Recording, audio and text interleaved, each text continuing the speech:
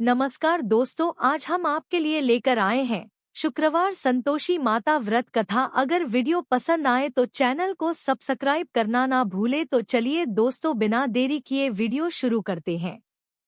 एक गांव में एक बुढ़िया रहती थी जिसके 7 बेटे थे। 6 बेटे कमाने वाले थे और एक बेटा निकम्मा था। बुढ़िया माँ 6 पुत्रों का जूठा 7वें पुत्र को देती। 7वां पुत्र एक दिन अपनी पत्नी से बोला, देखो मेरी माता का मुझ पर कितना प्रेम है। वह बोली, क्यों नहीं सबका जूठा बचा हुआ तुमको खिलाती है। वह बोला, जब तक आंखों से न देखे मान नहीं सकता। पत्नी ने हंसकर कहा, देख लोगे तब तो मानोगे। कुछ दिन बाद एक बड़ा त्योहार आया। घर में 7 प्रकार के भोजन और चूरमा के लड्डू बने। वह पत्नी की बात को जांचने के लिए सिरदर्द का बहाना बनाकर पतला कपड़ा सिर पर ओढ़कर रसोई में जाकर सो गया और कपड़े में से सब देखता रहा। 6 भाई भोजन करने आए। उसने देखा, माँ ने उनके लिए सुंदर सुंदर आसन बिछाए, 7 प्रकार की रसोई परोसी और आग्रह कर करके उन्हें भोजन कराती रही। वह देखता रहा। 6 भाई भोजन कर उठ गए। तब माँ ने उनकी 5 थालियों में से लड्डुओं के टुकड़ों को उठाया और एक लड्डू बनाया। जूठन साफ कर माँ ने उसे पुकारा, उठ बेटा उठ, तेरे भाइयों ने भोजन कर लिया, तू भी उठकर भोजन कर ले।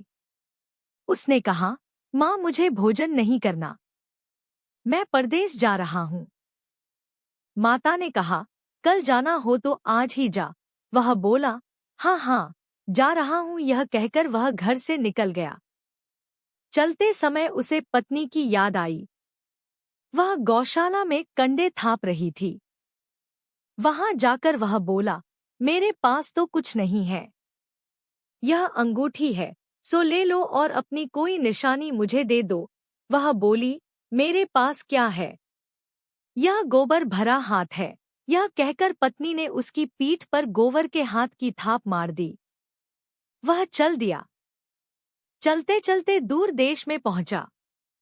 वहां एक साहूकार की दुकान थी।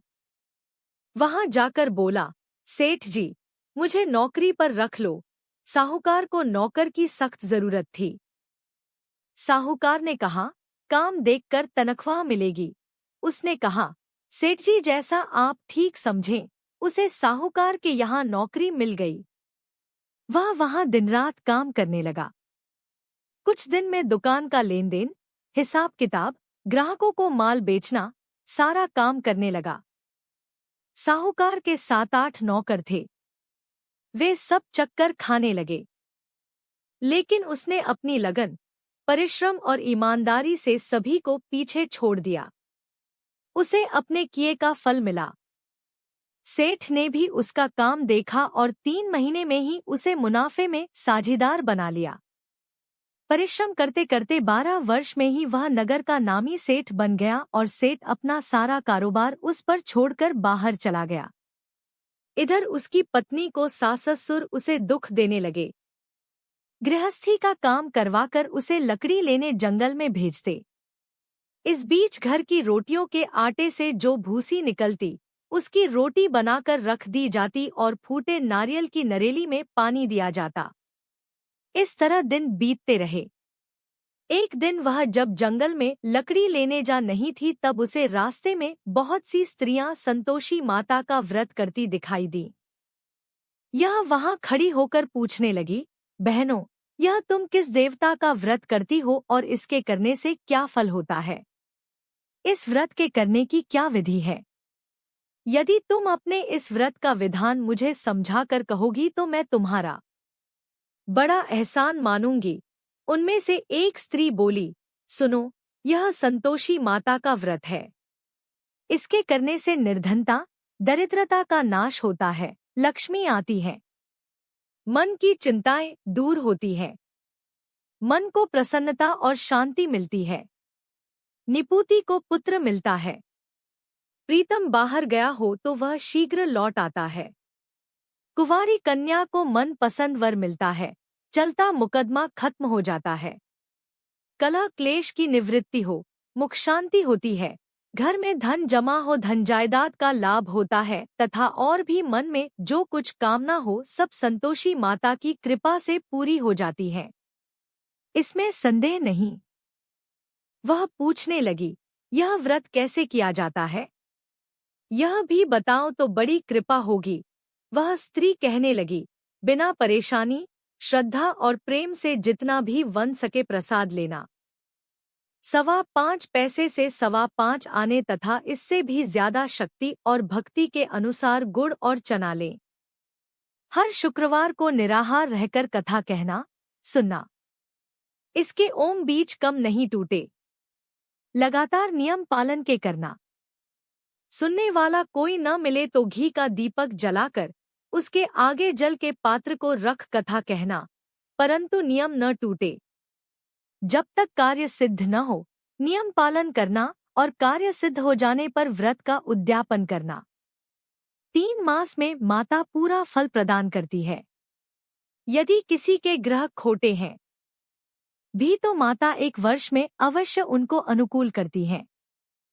कार्य सिद्ध होने पर ही उद्यापन करना चाहिए, बीच में नहीं। उद्यापन में 2.5 सेर आटे का खाजा तथा इसी अनुसार खीर तथा चने का साग बनाना। 8 बच्चों को भोजन कराना।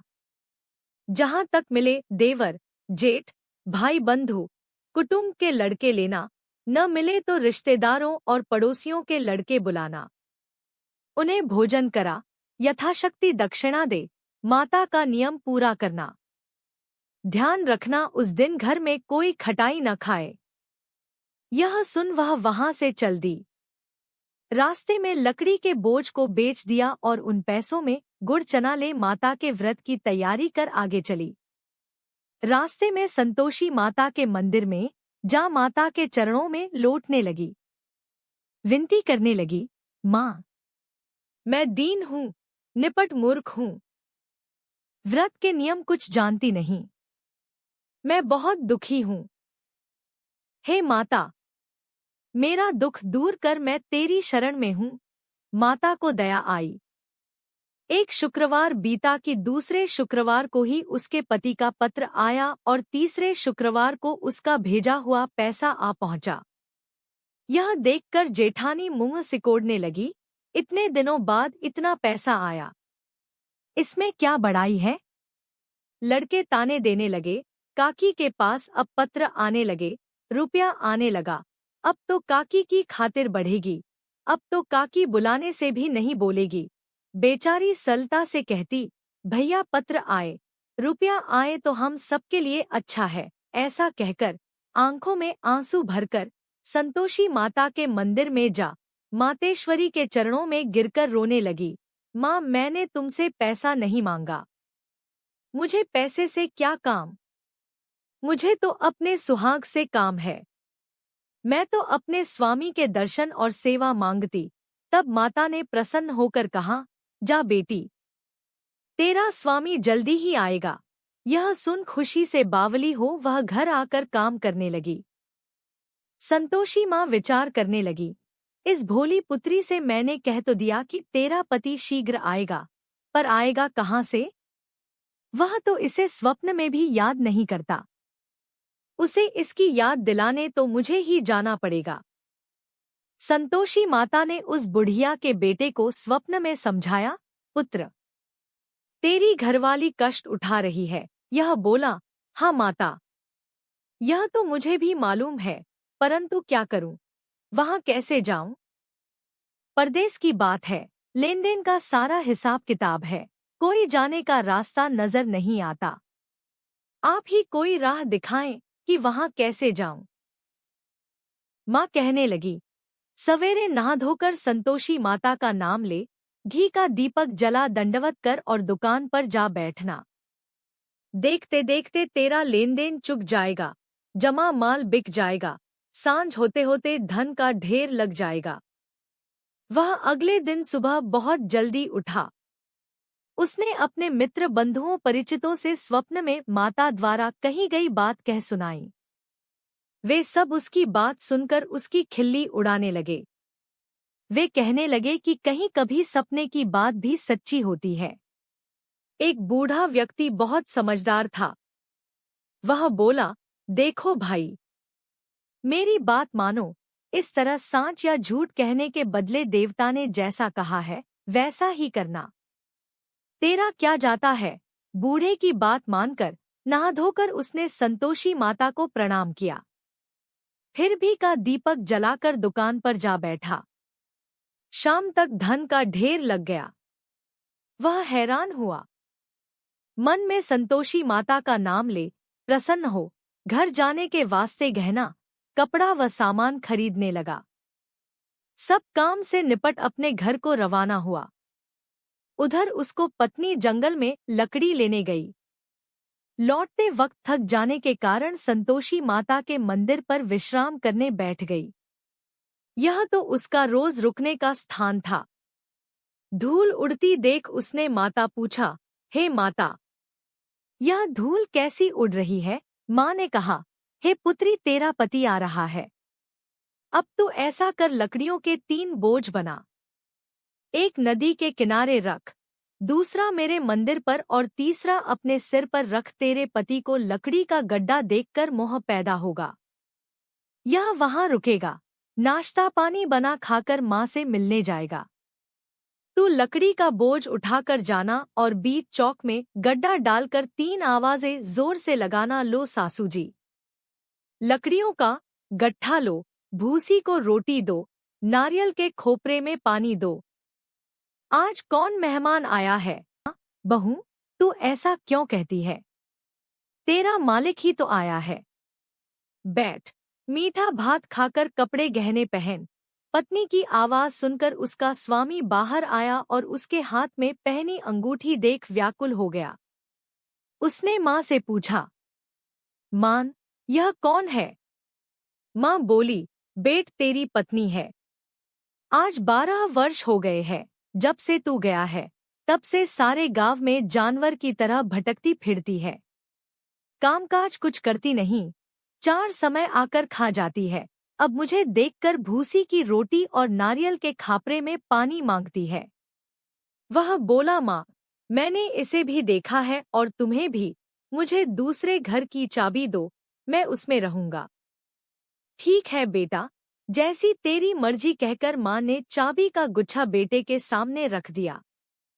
उसने दूसरे घर को खोलकर सारा सामान जमाया। एक ही दिन में वहां राजा के महल जैसा ठाट-बाट बन गया। अब क्या था, वह सुख भोगने लगी। अगला शुक्रवार उसने पति से कहा, मुझे संतोषी मात का उद्यापन करना है। पति बोला, बहुत अच्छा, खुशी से कर लो। वह उद्यापन की तैयारी करने लगी। जेठ के लड़कों को भोजन के लिए कहने गई। उन्होंने मंजूर किया, परंतु पीछे से जेठानी ने अपने बच्चों को सिखलाया, देखो रे, भोजन के समय सब लोग खटाई मांगना, जिससे उसका उद्यापन पूरा न हो। लड़के भोजन करने आए। खीर पेट भरकर खाई, परंतु बात याद आते ही कहने लगे, हमें कुछ खटाई खाने को दो, खीर खाना हमें भाता नहीं, देखकर अरुचि होती है। लड़के उठ खड़े हुए, बोले, पैसे लाओ। भोली बहू कुछ जानती न थी, उसने उन्हें पैसे दे दिए। लड़कों ने बाजार जाकर उन पैसों से इमली खरीदी और खाई। यह देखकर बहू पर माता जी ने कोप किया। राजा के दूत उसके पति को पकड़कर ले गए। अब सब मालूम हो जाएगा। जब जेल की रोटी खाएगा। बहू से यह वचन सहन नहीं हुए। यह बोली, अब कोई भूल नहीं होगी। अब बताओ, मेरे पति कैसे आएंगे। माँ बोली, पुत्री, जा, तेरा पति तुझे रास्ते में ही आता मिलेगा। वह मंदिर से निकलकर बाहर आई तो रास्ते में उसे अपना पति आता हुआ मिला। उसने पूछा, कहाँ गए थे। वह बोला, इतना धन जो कमाया है उसका कर राजा ने मांगा था, वह भरने गया था। वह प्रसन्न होकर बोली, भला हुआ, अब घर चलो। फिर अगला शुक्रवार आया। वह बोली, मुझे माता का उद्यापन करना है। पति ने कहा, ठीक है, करो। वह फिर जेठ के लड़कों से भोजन को कहने गई। जेठानी ने लड़कों को सिखा दिया कि तुम पहले ही खटाई मांगना। लड़के भोजन करने बैठे लेकिन भोजन करने से पहले ही कहने लगे, हमें खीर पूरी नहीं भाती, जी बिगड़ता है, कुछ खटाई खाने को दो। यह बोली, खटाई खाने को नहीं मिलेगी, खाना हो तो खाओ। उनके उठकर चले जाने पर उसने ब्राह्मणों के लड़के बुलाकर भोजन करवाया। दक्षिणा की जगह उन्हें एक एक फल दिया। इससे संतोषी माता प्रसन्न हो गई। माता की कृपा से 9 माह बाद उसको चंद्रमा के समान एक सुंदर पुत्र प्राप्त हुआ। पुत्र को लेकर वह प्रतिदिन संतोषी माता के मंदिर में जाने लगी। माँ ने सोचा कि यह रोज आती है, आज क्यों न मैं ही इसके घर चलूं, इसका आसरा देखूं तो सही। यह विचार कर माता ने भयानक रूप बनाया। गुड़ और चने से सना मुख, ऊपर से मुंड के समान होंठ, उस पर मक्खियां भिनभिना रही थी। दहलीज में पैर रखते ही उसकी सास चिल्लाई, देखो रे, कोई चुड़ैल डाकिनी चली आ रही, लड़को इसे भगाओ, नहीं तो सबको खा जाएगी। बहू रोशनदान से देख रही थी। वही प्रसन्न हो उठी, आज मेरी माता मेरे घर आई है। यह कहकर दूध पीते बच्चे को गोद उतार दिया। इस पर उसको सास गोद में भरकर बोली, अरे रान, इसे देखकर कैसी उतावली हुई है, जो बच्चे को पटक दिया। इतने में माँ के प्रताप से जहां देखो वहां लड़के ही लड़के नजर आने लगे। यह बोली, माँ जी, मैं जिनका व्रत करती हूँ, यह वही संतोषी माता है। इतना कह उसने झट से घर के सारे किवाड़ खोल दिए।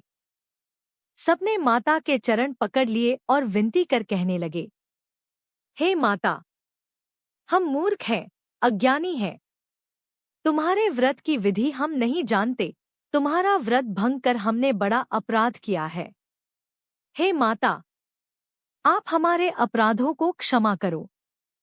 इस प्रकार बार बार कहने पर संतोषी मात प्रसन्न हुई। इसके बाद उसकी सास कहने लगी, हे संतोषी माता, आपने बहू को जैसा फल दिया वैसा सबको देना।